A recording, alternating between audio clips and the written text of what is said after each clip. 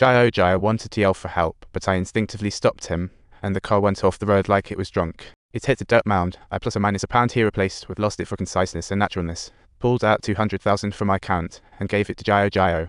Pantain or I circumflex out breakdown let it 7 micro or account system panit sign out okay till the lost you out the quarter r cicadilla sur clet for bf kit I get let fef panit sign you circumflex I am out okay let ffp3 pound bank card out let the ca you micro out from my account pan sign let 3 ca I circumflex delta a tilde divide by jesu at so pet panit sign cicadilla grove out till the section you out so cicadilla times let dbd I mean in the pound handing out let 3 ca gave you at times I circumflex let 3 ca kit divide by 3 copyright band I a quarter at tilde a kit and in micro yen the copyright. I told him, this is my card, hang on to it, even if it doesn't have 200,000 in it. Password is the card number. I don't need this card anymore. It's all yours, got that. Everything is yours, I want nothing. And if you want the car, take it, just leave me some snacks, okay? Just go.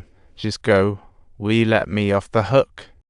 I'm really tired, feeling like fate is a mischievous kid holding on to me for dear life. Jio stared at me, his eyes filled with a mix of fear and confusion, like he was looking at a freshly crazy character. I thought giving money could end this circus.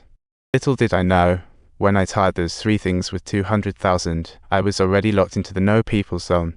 This 200,000 was just discarded waste paper I used to measure success with it, and now it's proof of my despair. After calming down, I told Jio my ordeal, and he shared his tragic story. Just as we were chatting, the bald guy in the back seat suddenly sat up. I could hardly believe my eyes. What a mix of shock and joy. I asked him why he wasn't dead, but before I could celebrate, he whipped out a gun and aimed it at me. Turns out he was just knocked out.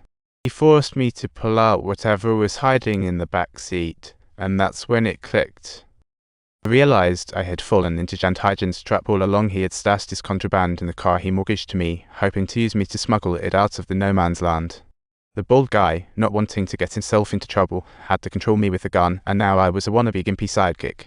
He shot at me and asked, why was that guy waiting on the roadside to drink water? Was it wrong to wait for help?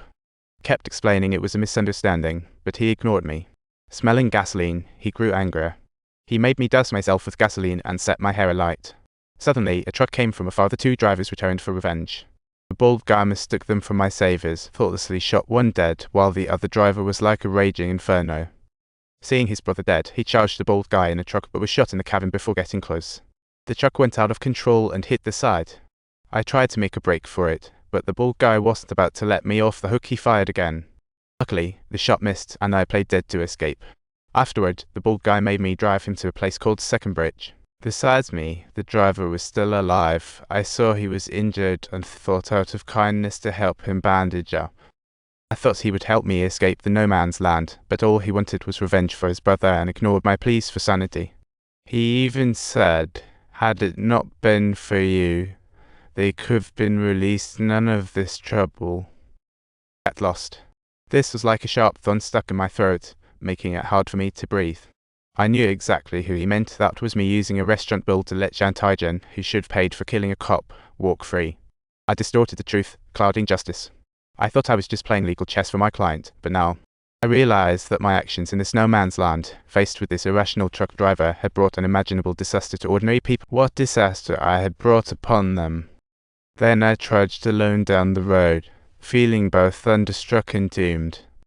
Just as I was about to tumble into despair, a beam of light suddenly shone from afar. I saw a car pulling up right in front of me.